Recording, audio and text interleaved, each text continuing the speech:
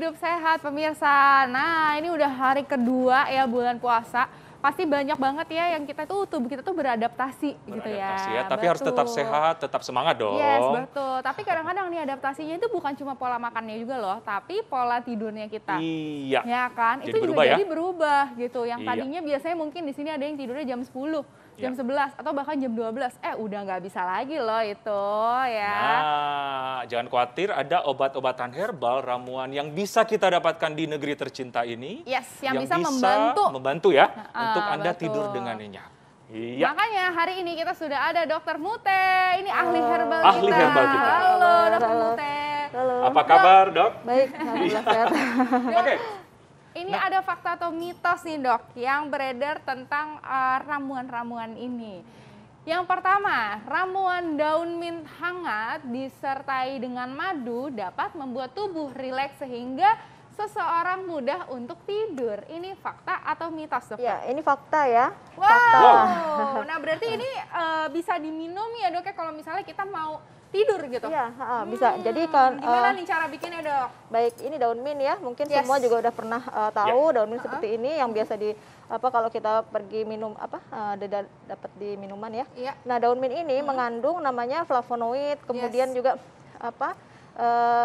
alkaloid gitu kan. Nah, dia fungsinya juga untuk berikatan pada reseptor yang membuat kita ngantuk, namanya reseptor GABA.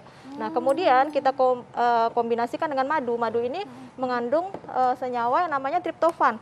Triptofan ini fungsinya untuk membentuk namanya serotonin dan melatonin ya. Mungkin sudah tidak asing ya. Jadi untuk membantu hormon pembantu tidur ya. Oke, nah ini daun mintnya tadi yang dimasukin daun ada takarannya nggak sih? minum, Dok? iya 5 gram ya, sekitar 5 gram, kemudian diseduh saja. 5 gram sekitar berapa daun? Lebih pastinya ditimbang ya, mungkin sekitar 10 ya, daun. 10 daun ya, kurang lebih seperti itu, tapi lebih pastinya memang harusnya baiknya ditimbang. Kemudian baru setelah hangat baru diberikan madu. Nah, aromanya daun mint ini juga menyebabkan tenang ya, relaksasi ya. Nah, sehingga bisa membantu untuk tidur begitu. Iya, oke. Nah, madunya dikasih 1 sendok aja, Dok? Madunya sesuai selera ya, 1 sendok boleh. Oke, nah ini bisa kita minum secara rutin ya, Dok ya? Iya. Disarankan sebelum tidur ya, baiknya kalau mengalami gangguan Sebelum tidur, Ya, ya? sebelum tidur. Pokoknya waktu tidur itu kan yang terbaik di bawah jam setengah 10 ya. Ya. Gitu.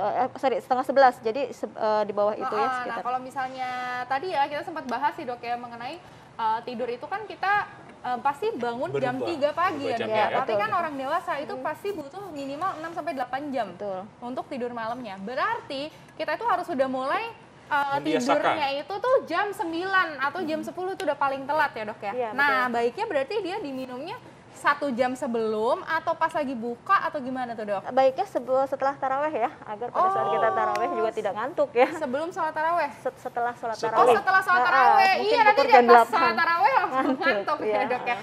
Jadi ini efeknya seketika gitu, Dok? Jadi sebetulnya ada kalau herbal itu kan nggak instan ya efeknya. Jadi memang ada prosesnya, mungkin sekitar 1 jaman ya gitu. Oke.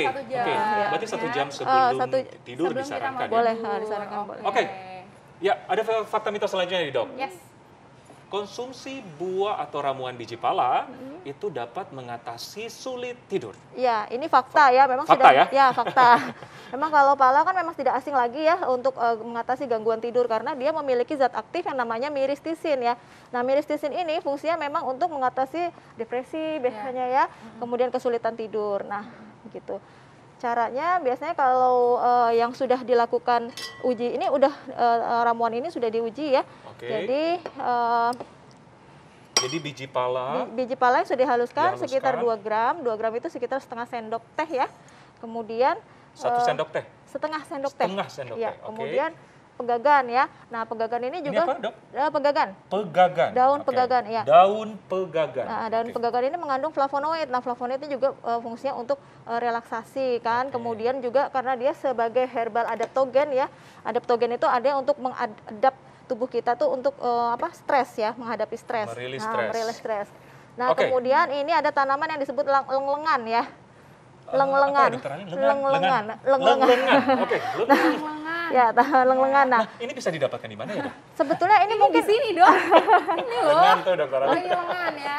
sebenarnya tanaman herbal tuh banyak ada di sekitar kita ya. Cuman karena kita tidak mengetahui ya, Iya. jadi sepertinya sudah pernah lihat tapi namanya Oke, kadang-kadang nanti tidak bisa tahu di-search ya, leng-lengan ya. Nah, ini direbus dengan menggunakan 2 gelas air. 2 gelas air, kemudian ditunggu sampai mendidih sampai airnya tinggal setengahnya. Nah, baru dikonsumsi 1 jam menjelang tidur ya, begitu. Oke, nah ini nanti kita lihat nih prosesnya ya dok ya.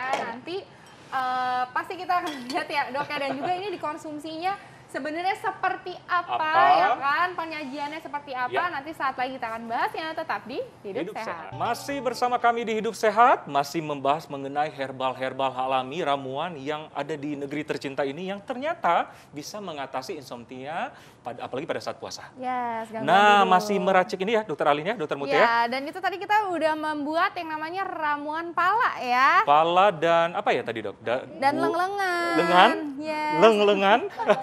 Sama pegagan juga. Pegagan, oke. Nah, ini udah jadi ya dok ya. Direbus tinggal setengah, kemudian disaring baru disajikan. Kemudian disaring langsung disajikan. Iya, Nah, betul. ini konsumsinya seperti apa nih dok? Ini- Apakah setelah taraweh juga atau ada perubahan nih? Boleh saat berbuka puasa? Jadi sebaiknya sekitar jam 6 sampai jam 7 malam Oh. ya, dikonsumsi, diminum ya 1 kali sehari malam hari. 1 kali sehari. Satu Iya, kali betul. sehari, Oke. malam hari, Malam hari, ya, rutin. gitu.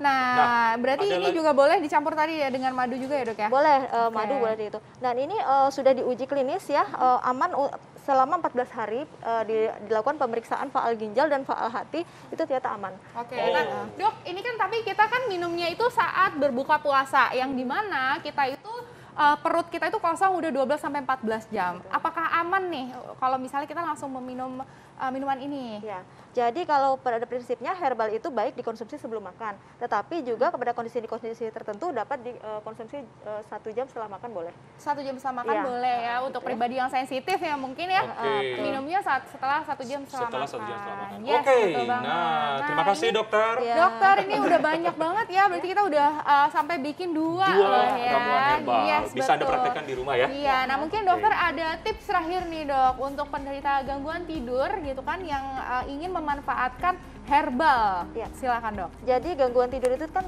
yang pertama yang harus kita rubah adalah pola stres ya, karena Yes. stres itu sangat menentukan, sangat penting sekali untuk menjaga hormon supaya tetap seimbang agar pola tidur pun juga bisa teratur, karena nanti hubungannya sama pelepasan hormon melatonin kan ya. Iya. Yang kedua adalah pola makan. Jadi kalau pada kondisi-kondisi kurang nutrisi seperti kurang magnesium, kurang zinc, kurang vitamin B, itu juga ternyata berdampak terhadap pembuatan melatonin sehingga bisa menyebabkan secara tidak langsung menyebabkan insomnia. Nah, untuk herbal-herbal yang mungkin di sekitar kita bisa digunakan yaitu seperti pandan, jahe, mint, pala, dan leng-lengan, kemudian pegagan dapat dikonsumsi menjelang tidur ya. Jadi sekitar jam 6 sampai jam 7 atau kalau misalnya habis tarawih juga bisa dikonsumsi seperti itu. Oke, wah berarti ini Baik. herbal-herbal yang ada di Indonesia itu sebenarnya bisa kita manfaatkan juga kita manfaatkan, gitu yang kan, ada di dan sekitar juga kita. betul, dan juga tetap harus cukupi kebutuhan gizi hariannya ya Tentu dok saja, ya, betul. karena tentunya dari situ juga yang pasti sangat Ya. baik untuk melatonin kita. Benar banget, setuju. Masih Oke. banyak lagi nih ya sebenarnya informasi kesehatan yang menarik untuk Anda, namun kami semuanya harus pamit. Terima kasih banyak telah menyaksikan Hidup Sehat TV One dan selalu nonton kami tiap hari Senin sampai Jumat jam 1 sampai jam 2 siang live di TV One. Jangan khawatir bagi Anda yang terlewatkan, tetap saksikan kami di viva.co.id. Yes. Oke, saya Dr. Ekles. Dan saya Dr. Edita Arlin, Indonesia Indonesia Hidup Hidup Sehat. Sehat.